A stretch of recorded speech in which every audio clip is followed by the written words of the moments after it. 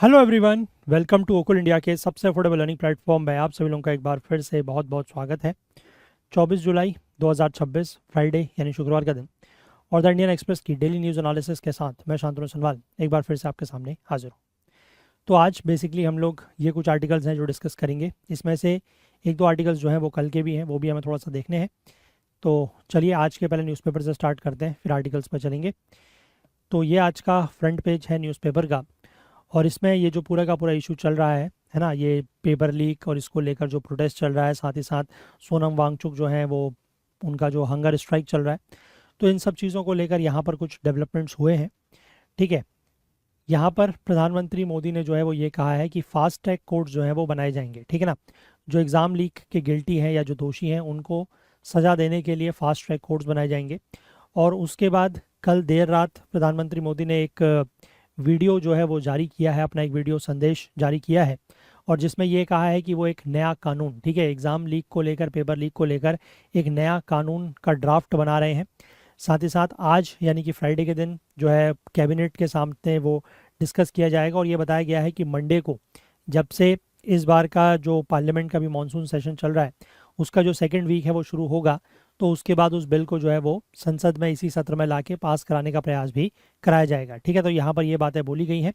और इसी दौरान जो ये सोनम वांगचुक है, एक्टिविस्ट सोनम वांगचुक, इनसे मुलाकात की है यूनियन मिनिस्टर जेपी नड्डा और जितेंद्र सिंह ने और उसके बाद जो है इन्होंने अपनी भूख हड़ताल यहाँ पर ख़त्म कर दी है। ठीक है, तो इनका ये कहना है कि मतलब ऐसा हो सकता है कि जो ये प्रोटेस्ट वगैरह चल रहा है उसमें कुछ एंटी सोशल एलिमेंट जो है वो कुछ वायलेंस या हिंसा करने की कोशिश कर रहे हैं, तो वो सब चीज़ें ठीक नहीं है और यहाँ पर नेगोशिएशन या बातचीत वगैरह की जाएगी और उसके तहत इन्होंने 26 दिन के बाद अपना जो हंगर स्ट्राइक है वो यहाँ पर ख़त्म कर दिया है। ठीक है, इसके बाद हम लोग आगे बढ़ते हैं और बीच के पेज में एक न्यूज़ है वो देखेंगे, उसके बाद एक्सप्लेन पेज पर हमें चलना है। तो यहाँ पर देखिए ये न्यूज़ है कि DRDO flight test of Kusha takes off. ठीक है, देखो अभी क्या है, यहाँ पर एक कदम उठाया जा रहा है indigenous long range air defence capabilities को बढ़ाने के लिए। ठीक है, तो यहाँ पर डीआरडीओ ने सक्सेसफुली टेस्ट किया है, successfully first flight test of Kusha. ये क्या है, that is long range surface to air missile. ठीक है, लंबे दूरी की सतह से हवा पे मार करने वाली मिसाइल है और इसकी जो टेस्ट फ्लाइट है वो कहाँ पर हुई है, APJ Abdul Kalam island off the coast of Orissa. ठीक है ना, जो लॉन्ग रेंज एसएएम होती हैं, यानी कि जो लॉन्ग रेंज की सरफेस टू एयर मिसाइल होती हैं, उनकी रेंज लगभग आप कह सकते हैं कि 200 किलोमीटर के आसपास होती है। ठीक है, और इंडिया जो है वो अभी ऑपरेट करता है Russian S-400 triumph, which is understood to be capable of hitting targets up to 400 kilometre away. तो जो ये रशिया की हम लोग S-400 को यूज़ कर रहे हैं उसकी रेंज लगभग 400 किलोमीटर के आसपास की है।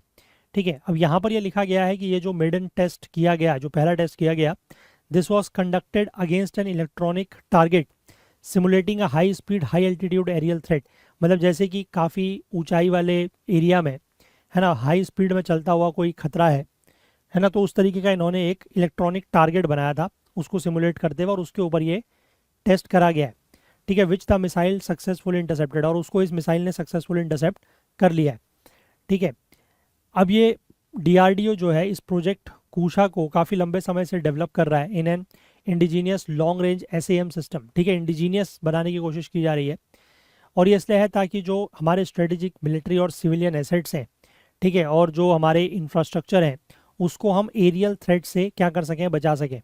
ठीक है, including fighter jets, missile, unmanned aerial vehicles, मतलब जो ड्रोन वगैरह होते हैं वो, और लार्ज एनिमी एयरक्राफ्ट।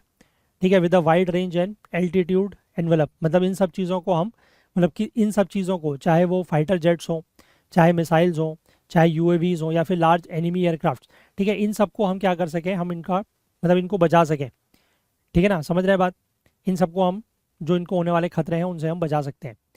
ठीक है, समझ गए आप, मतलब जो भी हमारे सिविलियन और मिलिट्री एसेट्स हैं और इंफ्रास्ट्रक्चर हैं उनको हम इस तरीके के थ्रेट से, चाहे कोई एरियल थ्रेट हो, चाहे फाइटर जेट से कोई हमारे ऊपर हमला हो, या किसी मिसाइल से हमला हो, यूएवी से कोई हमला हो, या फिर कोई लार्ज बड़े एनिमी एयरक्राफ्ट से हमला हो, तो उन सब हमलों से हम अपने जो भी सिविलियन और मिलिट्री एसेट्स हैं उनको बचा सकें, इसके लिए इसको डेवलप किया गया है।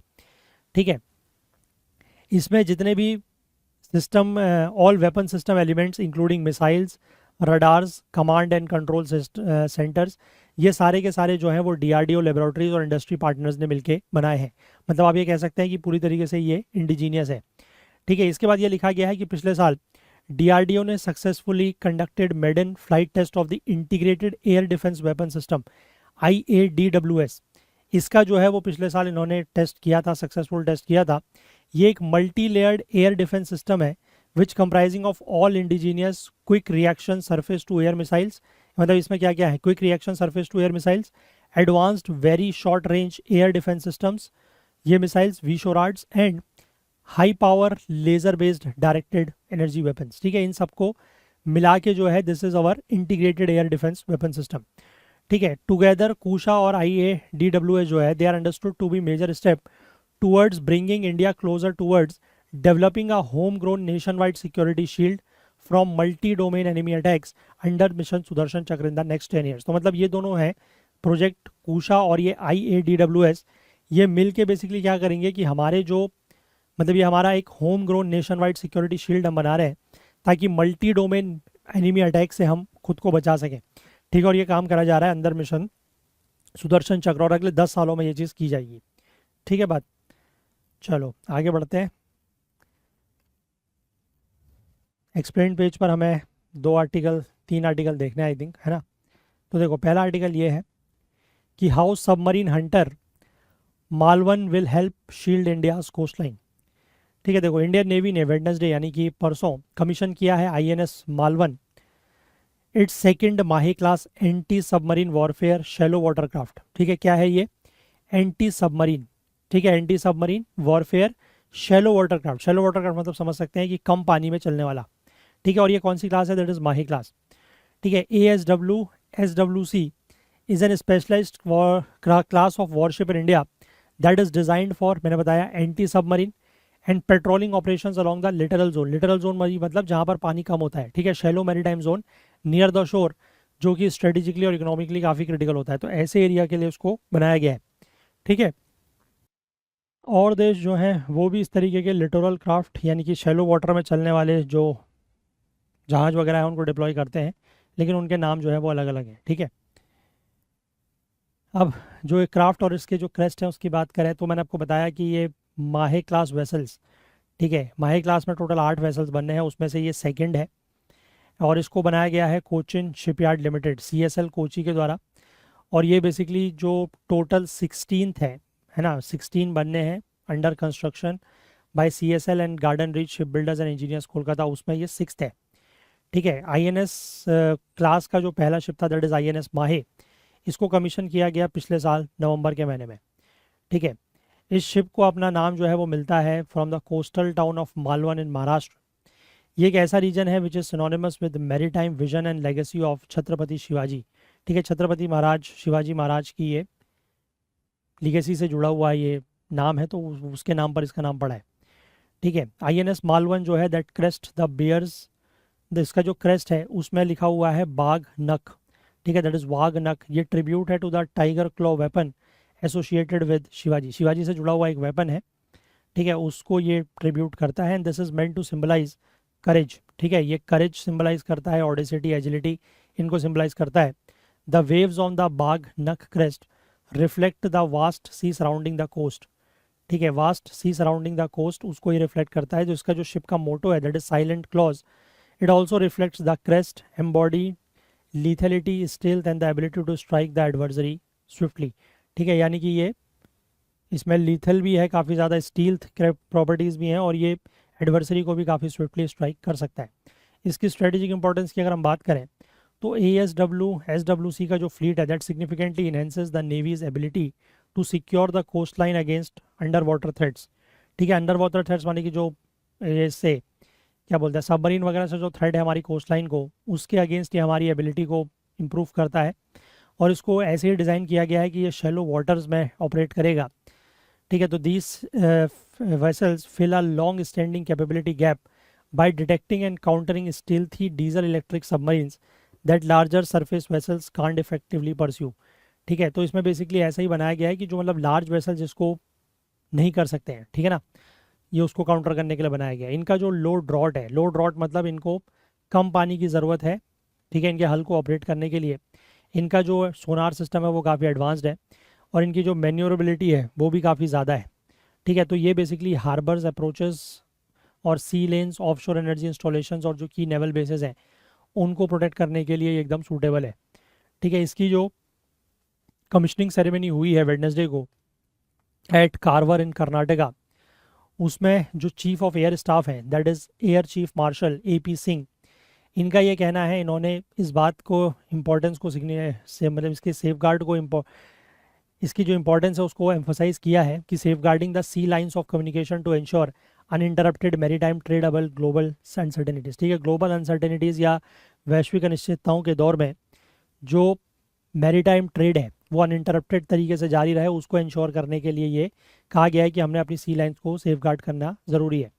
ठीक है, 16 वेसल्स जो है वो प्लान किए गए हैं और नेवी जो है वो डेडिकेटेड एंटी सबमरीन स्क्रीन बनाएगी अलॉन्ग द कोस्ट लाइन, ताकि हमारा जो कोस्ट लाइन डिफेंस है वो स्ट्रेंथन हो सके और जो लार्ज वॉरशिप्स हैं वो ब्लू वाटर ऑपरेशंस में फोकस कर सकें, मतलब डीप वाटर में वो जा सकें। ठीक है, और ये जो ASW SWC क्लास है, इससे पहले नेवी जो है वो 4 अभय क्लास के कॉर्वेट्स को ऑपरेट करता था। ठीक है, ये बेसिकली एक सोवियत ओरिजिन की PAUK POC-2 क्लास का एक कस्टमाइज्ड वर्जन था। ये कोस्टल पेट्रोलिंग और एंटी सबमरीन वॉरफेयर के लिए यूज़ किया जाता था। ठीक है, और they served for decades before being decommissioned between 2017 and 2025, मतलब इसको कई दशकों तक जो है इसको सर्व किया गया और उसके बाद 2017 से लेकर 2025 के बीच में ये पूरी तरीके से डीकमीशन हो गए। To replace and expand this capability, the defence acquisition council approved the acquisition of 16 ASW SWCs in December 2013 at over 13,000 crore. ठीक है, हमारी इस कैपेबिलिटी को और ज़्यादा बढ़ाने के लिए और ये जो हमारे POC-2 क्लास है इसको रिप्लेस करने के लिए यहाँ पर डिफेंस एक्विजिशन काउंसिल ने, है ना, ये इसका एक्विजिशन 16 ASW SWCs का एक्विजिशन जो है वो अप्रूव किया 13,000 करोड़ में 2013 में। ठीक है, उसके बाद जो कॉन्ट्रैक्ट्स हैं वो सीड SL यानी कि जो कोचिन शिपयार्ड लिमिटेड है और garden Reach ship builders and engineers को दिया गया कि वो 8 वेसल जो है वो बनाएंगे। इंडिया की कोस्ट लाइन जो है वो 7,500 किलोमीटर की है। 12 मेजर पोर्ट्स हैं, 184 माइनर पोर्ट्स हैं और 1197 आइलैंड्स हैं। ठीक है, तो dedicated shallow water ASW platform ये हमारे लिए काफ़ी क्रिटिकल है। ठीक है, ताकि हम अपनी कोस्टल सर्विलांस और मैरीटाइम सिक्योरिटी रख सकें। इसमें से जो ये 16 वेसल्स मैंने आपको बताएं, इनमें से अरनाला क्लास जो है वो बनाया जा रहा है GRSE के द्वारा। ठीक है, और इसमें है INS अरनाला, एंड्रॉथ, अंजदीप, अमीनी, अभय, अग्रय, अजय और अक्षय। ठीक है, और इसके बाद जो ये कोचिन शिपयार्ड लिमिटेड है ये बना रहा है आपके माहे क्लास। ठीक है, जिसमें INS माहे पहला था, INS मालवन अभी है और बाकी इसमें कुछ और भी है, दैट इज़ मंगरोल, मालपे, मुल्की, मागडला एंड मछलीपट्टनम। ठीक है, और ये सारे के सारे जो 16 हैं they are expected to inducted over the next 2 to 3 years. अगले 2 से 3 साल में ये सारे के सारे इंडक्ट कर लिए जाएंगे। ठीक है, बात क्लियर है। चलिए, तो इसके बाद अगला आर्टिकल हम लोग ये वाला देखते हैं, फास्ट ट्रैक कोर्ट्स। ठीक है, when they can be established and where the lag. ठीक है, देखिए, तो यहाँ पर मैंने आपको बताया कि प्रधानमंत्री मोदी ने ये प्रॉमिस किया है, ये वादा किया है कि फास्ट ट्रैक कोर्ट्स बनाए जाएंगे। और क्यों बनाए जाएंगे? पेपर लीक्स के लिए, है ना। तो ये जब बात कही गई तो इससे जो है वो एक अटेंशन जो है वो इस तरफ को आया कि what is seen as a silver bullet for judicial delays. Judicial delays मतलब जो केसेस वगैरह बहुत ज़्यादा डिले होते हैं उनके लिए इसको एक सिल्वर बुलेट माना जा रहा है, that is fast track courts को। सिल्वर बुलेट का मतलब है कि किसी ऐसी समस्या के लिए एक ऐसा समाधान, ठीक है, मतलब which is a very good solution. ठीक है, अब फास्ट ट्रैक कोर्ट्स क्या होते हैं? देखो, there is no single central legislation that governs these courts. पहली पॉइंट इंपॉर्टेंट है, याद रखिएगा कि कोई भी ऐसा सिंगल सेंट्रल लेजिस्लेशन नहीं है जो इन कोर्ट्स को गवर्न करता है। 14th फाइनेंस कमीशन, 14वां वित्त आयोग 2015 से लेकर 2020 के बीच में वो रिकमेंड करता है फास्ट ट्रैक कोर्ट्स। उसमें रिकमेंड किया गया है फास्ट ट्रैक कोर्ट्स होने चाहिए कुछ इस तरीके के जो हीनियस क्राइम्स है, जो जघन्य अपराध हैं, उनके ट्रायल को लेकर। ठीक है, और ताकि उनका ट्रायल जो है वो एक्सपीडिएट या तेज़ी से हो सके। अब ये कौन कौन से क्राइम्स हैं? इनका कहना है जैसे कि मर्डर, किडनैपिंग, प्रॉपर्टी डिस्प्यूट्स। ठीक है, ऐसे केस जो 5 साल से ज़्यादा से पेंडिंग हैं उनको लेकर फास्ट ट्रैक कोर्ट्स बनने चाहिए ताकि इन केस में जो ट्रायल्स हैं वो जल्दी से हो सकें। साथ ही साथ इसमें यह भी कहा गया है कि cases involving women and children, ठीक है, जो वल्नरेबल डेमोग्राफीज हैं लाइक वुमेन एंड चिल्ड्रन, उनसे संबंधित भी अगर कोई केस है तो उसके लिए भी फास्ट ट्रैक कोर्ट्स रिकमेंड किए गए हैं। ये रिकमेंडेशन आया है 14th फाइनेंस कमीशन की तरफ से। उसके बाद 2019 में following an amendment to the criminal laws and directive from the supreme court. ठीक है, क्रिमिनल लॉज में अमेंडमेंट किया गया और जो सुप्रीम कोर्ट की तरफ से डायरेक्टिव आया है उसके बाद यूनियन गवर्नमेंट ने एक सेंट्रली स्पॉन्सर्ड स्कीम जो है वो लॉन्च की है ताकि फास्ट ट्रैक स्पेशल कोर्ट्स को जो है वो इस्टेब्लिश किया जाए। ठीक है, इसको पार्शली फंड किया गया by Nirbhaya fund and these courts are exclusively for the time bound trial of rape cases. ठीक है, समय पे जो है वो रेप केसेस के ट्रायल करने के लिए एक केस बनाया गया है। और जो चिल्ड्रन है ना, चिल्ड्रन का प्रोटेक्शन है, protection of children from the sexual offences act, यानी कि जो पॉस्को एक्ट के अंतर्गत जो ऑफेंसेस हैं उनका समयबद्ध तरीके से टाइम बाउंड ट्रायल करने के लिए ये जो कोर्ट्स हैं ये स्टैब्लिश किए गए हैं। ठीक है, अब इसके बाद can it be set up on for an individual case, कि क्या किसी इंडिविजुअल केस के लिए इस तरीके के फास्ट ट्रैक कोर्ट सेटअप किए जा सकते हैं। तो यहाँ पर ये लिखा गया है कि किसी भी इस तरीके के स्पेशल कोर्ट्स का क्रिएशन आर्टिकल 14 को सेटिस्फाई करना चाहिए। आर्टिकल 14 का मतलब है इक्वलिटी बिफोर लॉ। ठीक है, एक केस है 1952 का, that is state of West Bengal versus Anwar Ali Sarkar. इसमें सुप्रीम कोर्ट ने एक ऐसे कानून को स्ट्रक डाउन किया जिसमें अलाउ किया गया था गवर्नमेंट को कि वो arbitrarily pick cases for special courts simply for the object of speedier trial. ठीक है, कि मतलब सरकार जो है वो किसी भी मामले को, ठीक है, किसी भी मामले को उठा के नहीं कह सकती कि हम इसमें स्पेशल कोर्ट बनाएंगे क्योंकि हमें जल्दी से ट्रायल करना है, स्पीडी ट्रायल करना है, तेजी से ट्रायल करना है ना। तो कोर्ट ने कहा कि ऐसा नहीं होगा। The court want that speed is too vague and elusive a criteria on its own. ठीक है, कि स्पीड जो है वो कोई क्राइटेरिया नहीं है, सही क्राइटेरिया नहीं है, it's a vague criteria. To survive constitutional scrutiny the cases chosen must have rational and objective basis. ठीक है, मतलब जो भी केसेस आप चूज कर रहे हैं कि इन केस को लेकर स्पेशल कोर्ट बनानी है तो वो केसेस जो है वो सही तरीके से चूज किए होने चाहिए। ठीक है, कि नेचर ऑफ द ऑफेंस और the vulnerability of the crime victims. ठीक है, कि मतलब जो ऑफेंस है वो कितना ज़्यादा हीनियस ऑफेंस है। ठीक है, या फिर जो विक्टिम्स हैं वो कितने ज़्यादा वल्नरेबल है, लाइक अगर वीमेन से रिलेटेड है या बच्चों से रिलेटेड है तो फिर वो हो सकता है। ठीक है, लेकिन यहाँ पर however courts have of late been less compelled to draw the same red line specially amid public demand. लेकिन अभी हाल फिलहाल में, ये तो मैंने आपको बताया 1952 का मामला था, लेकिन हाल फिलहाल में कोर्ट्स जो हैं वो इस तरीके की मतलब रेड लाइन एक स्ट्रिक्ट आप कह सकते हैं कि डिमार्केशन नहीं कर पाते क्योंकि अभी इस तरीके की पब्लिक डिमांड्स बहुत ज़्यादा होती हैं।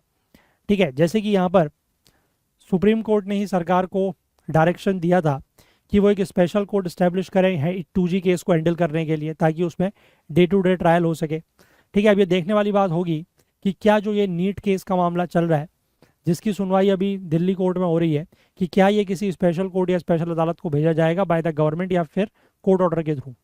ठीक है, अब यहाँ पर अगर हम बात करें तो how quick are fast track courts, ये कितने तेज होते हैं। तो यहाँ पर कोई स्टैट्यूटरी राइट नहीं है लिटिगेंट को to a fix deadline for their trials. ठीक है, कि मतलब कोई ऐसा फिक्स डेडलाइन नहीं होती कि फास्ट ट्रैक कोर्ट में अगर मामला है तो वो 1 महीने या 2 महीने या 6 महीने के अंदर अंदर उसका निपटारा हो जाएगा, ऐसा कोई फिक्स डेडलाइन नहीं होती है। ठीक है, भारतीय नागरिक सुरक्षा संहिता जो है वो रिकमेंड करती है कि trial should ideally be completed with in 2 years and trials for sexual offences with in 2 months. ठीक है, कि मतलब इन जनरल में अगर बात करें तो ट्रायल जो है वो 2 साल के अंदर अंदर, और अगर सेक्सुअल ऑफेंस का मामला है तो 2 महीने के अंदर अंदर ट्रायल कंप्लीट होना चाहिए। ठीक है, फिर उसके बाद जो ये fast track special court scheme है इसके अंतर्गत each fast track special court is expected to dispose of 41 to 42 cases per quarter, यानी कि हर तिमाही में, हर 3 महीने में 41 से 42 केस डिस्पोज होने चाहिए, और कम से कम अगर बात करें साल की तो 165 केसेस के आसपास होने चाहिए। इसके बाद यहाँ पर एक और केस है P Ramchandra Rao versus state of Karnataka, 2002 का केस है। इसमें 7 जजों की कॉन्स्टिट्यूशन बेंच में ये कहा गया कि it is neither advisable nor feasible nor judicially permissible to draw और prescribe an outer limit for conclusion of all criminal proceedings. ठीक है, कि ना तो ये एडवाइजेबल है और ना ही फिजिकली फिजिबल है और ना ही जुडिशियली परमिसेबल है कि आप इस तरीके की आउटर लिमिट जो है वो डिसाइड करें। ठीक है, कि कितने समय में केसेस जो है वो निपटाने हैं।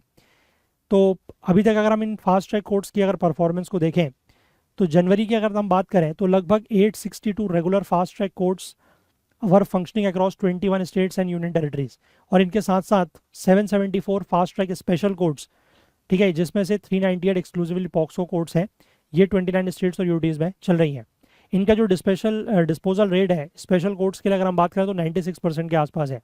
इसका मतलब ये है कि many cases were either heard और डिसमिस्ड। ठीक है, तो ज़्यादातर केसेस जो है वो या तो उनकी सुनवाई हो चुकी है या उनको डिसमिस कर दिया गया, इसलिए 96% डिस्पोजल रेट है। तो ऑन एन एवरेज जो special fast track special court है, ये लगभग 9 साढ़े 9 के आसपास पर मंथ केसेस डिस्पोज करता है। और अगर हम रेगुलर ट्रायल कोर्ट की बात करें तो वहाँ पर लगभग एक महीने में 3 सवा 3 केसेस के आसपास ये डिस्पोज हो पाते हैं। ठीक है, लेकिन ये भी बताया गया है कि जितने लिटिगेशन या जितने केसेस पेंडिंग है ना, वो एक बहुत बड़ा चैलेंज है, क्योंकि केसेस पेंडिंग बहुत ज़्यादा है ना। तो by the end of 2023 over 2.4 lakh cases जो है वो अभी भी फास्ट ट्रैक स्पेशल कोर्ट्स में पेंडिंग है।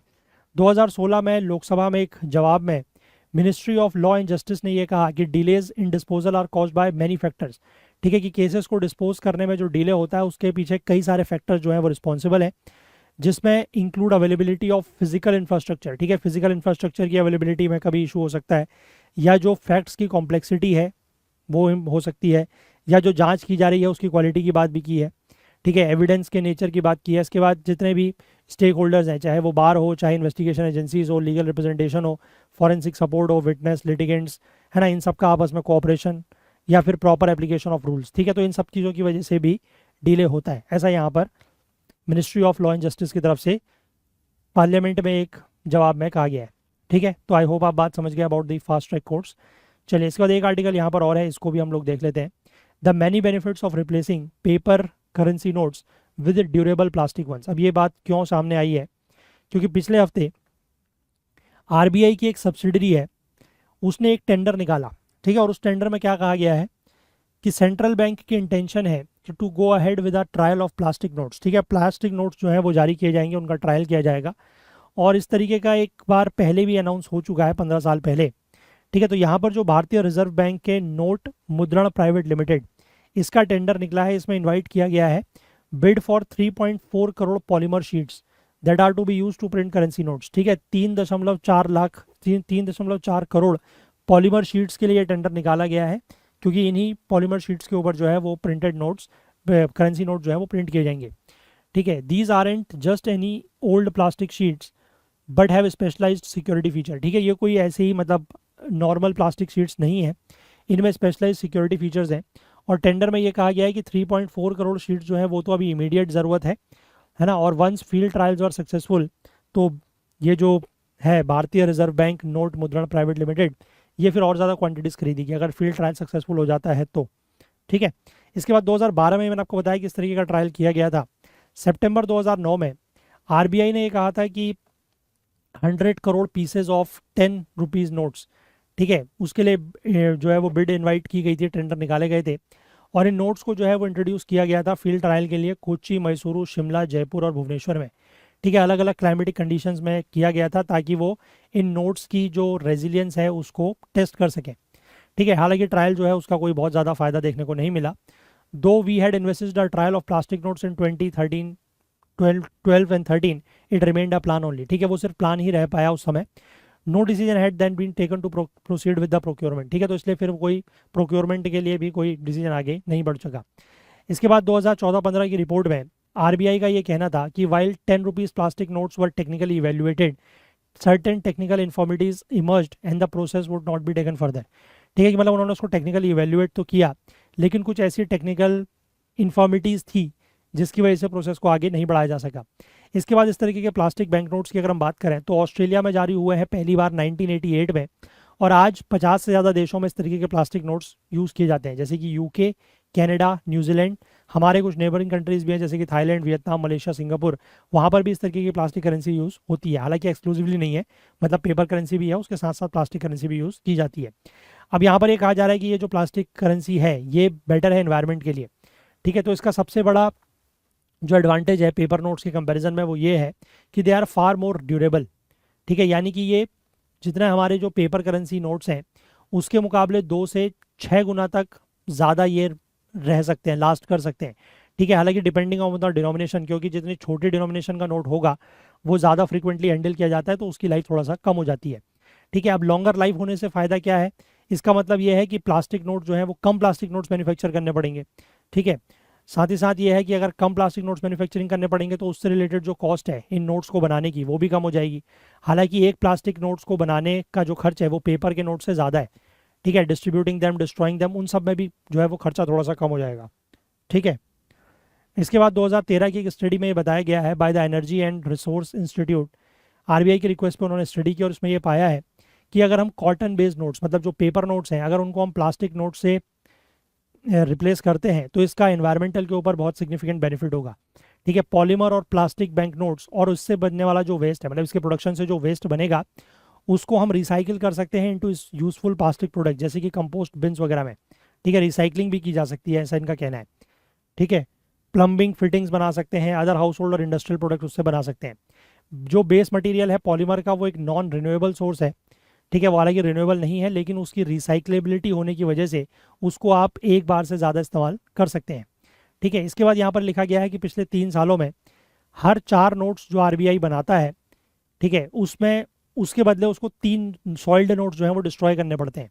ठीक है, जो प्लास्टिक नोट ज़्यादा ड्यूरेबल होंगे तो उनको इतनी फ्रीक्वेंटली डिस्ट्रॉय करने की ज़रूरत नहीं पड़ेगी, तो इससे वही बताया गया है कि जो कॉस्ट है वो भी कम हो जाएगी नोट्स प्रोडक्शन की, और साथ ही साथ एनवायरनमेंट के ऊपर भी फ़ायदा होगा, असर अच्छा असर पड़ेगा मतलब।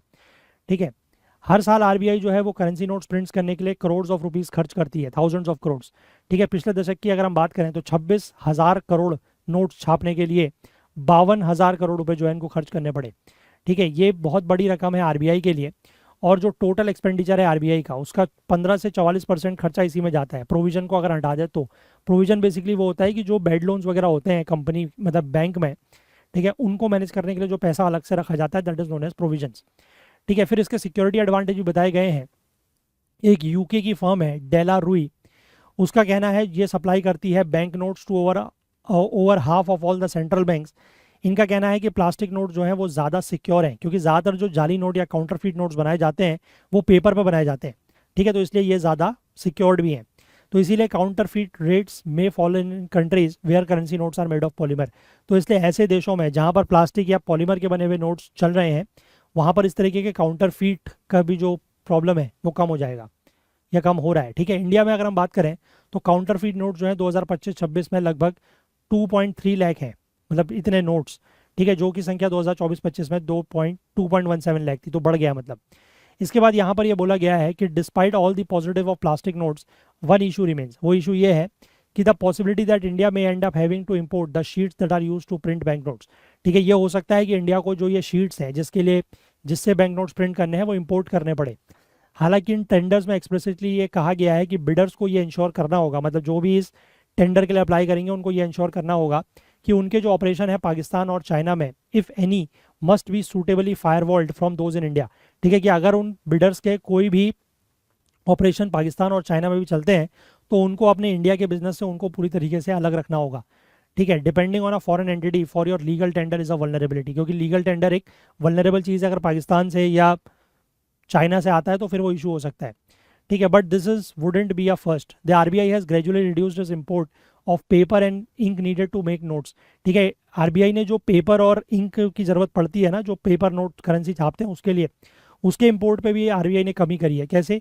जो बैंक नोट पेपर मिल इंडिया लिमिटेड प्राइवेट लिमिटेड है, उसने डोमेस्टिक प्रोडक्शन करना शुरू कर दिया है इन वाटर मार्क्ड पेपर का 1 दशक पहले से। और अगस्त 2018 में ये जो बीआरबी एनएमपीएल की इंक फैक्ट्री है मैसूरू में, वो भी अब ऑपरेशनल हो गई है। ठीक है, और ये जो एग्जिस्टिंग फैसिलिटीज़ हैं इनको देखते हुए अगर हम प्लास्टिक की तरफ शिफ्ट करते हैं तो वो शिफ्ट जो है वो ग्रेजुअल होना चाहिए। ठीक है, उसके पीछे 2 कारण है। पहला ये है कि कंसिडरेबल इन्वेस्टमेंट ऑलरेडी जो है वो किया जा चुका है, क्योंकि पेपर करेंसी में हमने देखा कि एक पूरी मिल चल रही है जो इस तरीके के नोट्स के लिए जो पेपर है वो प्रोड्यूस करती है। ठीक है, यहाँ पर एक इंक फैक्ट्री है वो भी चल रही है, तो हम पहले से इन्वेस्टमेंट कर चुके हैं। और दूसरी बात ये है कि अगर हमें प्लास्टिक ट्रांजिशन करना है तो उसके लिए और ज़्यादा इन्वेस्टमेंट की ज़रूरत पड़ेगी। तो इन दोनों चीज़ों को ध्यान में रखते हुए अगर हम शिफ्ट करते भी हैं प्लास्टिक की तरफ तो वो ग्रेजुअल होना चाहिए। ठीक है, ऐसा यहाँ पर इन्होंने बताया है। चलिए, तो ये आज के आर्टिकल्स थे। जो कल के मैंने आपको बताया था कि 2-3 आर्टिकल्स हैं वो आज हम कवर नहीं कर रहे हैं। ठीक है, उनको हम लोग 1-2 दिन में कवर कर लेंगे। ठीक है, चलिए, तो क्वेश्चंस वगैरह जो होंगे आज वाले और जो पुराने बचे हुए हैं वो हम लोग एक ही साथ कवर कर लेंगे 1-2 दिन में। ठीक है, तो अगर आपको सेशन पसंद आया हो तो लाइक ज़रूर करें, ज़्यादा से ज़्यादा शेयर करें। जो भी डाउट्स है, जो क्वेरीज हैं, वो आप कमेंट्स में लिख सकते हैं। चैनल को अभी तक आपने सब्सक्राइब नहीं किया है तो प्लीज़ वो ज़रूर कर लें, बेल आइकन प्रेस करना ना भूलें ताकि वीडियोस की नोटिफिकेशन आपको ऑन टाइम मिल सके। ठीक है, और बाकी हम लोग कल को फिर से मिलेंगे इंडियन एक्सप्रेस की डेली न्यूज़ एनालिसिस के साथ। तब तक के लिए अपना बहुत बहुत ध्यान रखें। Please do take care of yourself. Thank you, have a nice day, bye bye.